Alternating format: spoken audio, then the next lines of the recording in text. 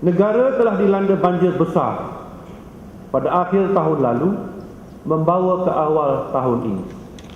Bencana tersebut telah menjejaskan kehidupan 400,000 mangsa. Kemusnahan infrastruktur sahaja dianggar mencecah 2.9 bilion ringgit.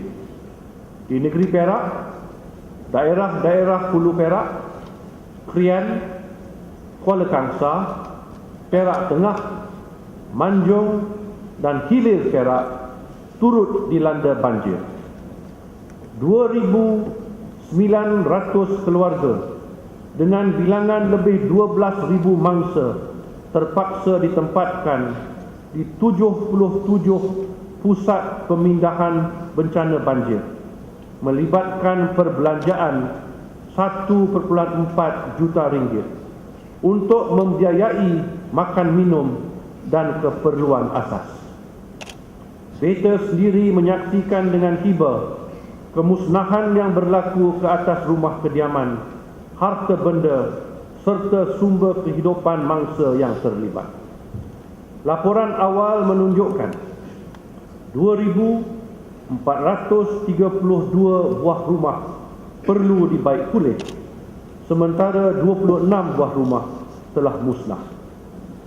Infrastruktur dan aset awam bernilai hampir 270 juta ringgit telah rosak. Rumah dan aset persendirian bernilai lebih 63 juta ringgit telah musnah. Kehilangan pendapatan, terutama di kalangan petani, penternak dan nelayan, bernilai hampir 47 juta ringgit. Keseluruhan kerosakan yang dinilai sehingga kini berjumlah hampir 387 juta ringgit. 104 juta ringgit perlu ditanggung oleh kerajaan negeri, sementara 276 juta ringgit melibatkan infrastruktur dan kemudahan awam kerajaan persekutuan. Beta menzahirkan penghargaan kepada semua pihak yang telah membuktikan komitmen dan pengorbanan, bekerja siang dan malam tanpa mengira waktu, menghulurkan khidmat, berusaha sedaya mungkin untuk meringankan tanggungan mangsa-mangsa banjir.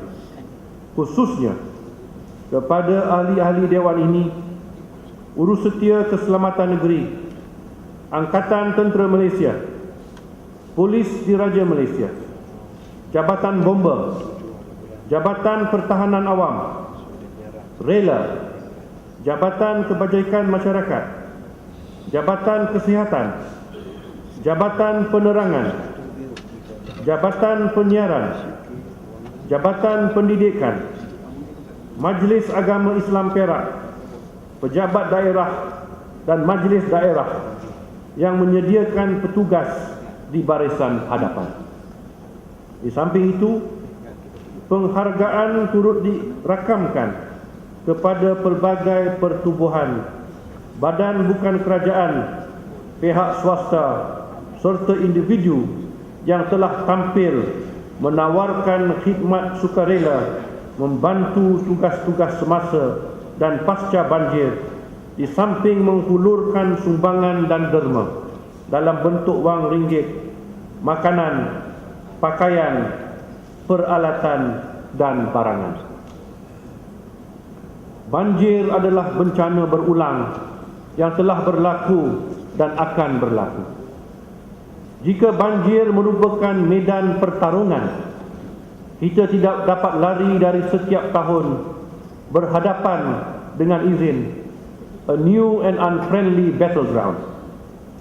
Rakyat akan setiap tahun berhadapan dengan ancaman bencana ini.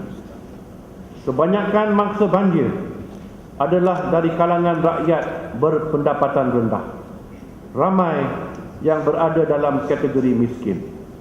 Bencana banjir akan menambah beratkan beban tanggungan mereka. Kerajaan Beta, demikian juga kerajaan persekutuan, perlu merangka pelan induk jangka panjang untuk menghadapi dan menangani bencana banjir. Kerajaan Beta dan Kerajaan Persekutuan hendaklah bersedia melakukan komitmen pelaburan modal jangka panjang untuk mengambil langkah-langkah preventif dan langkah yang dapat meminimumkan kesan kemusnahan. Pelan induk jangka panjang menangani banjir amat diperlukan untuk mengatasi masalah dan kesusahan rakyat di kawasan-kawasan yang terlibat.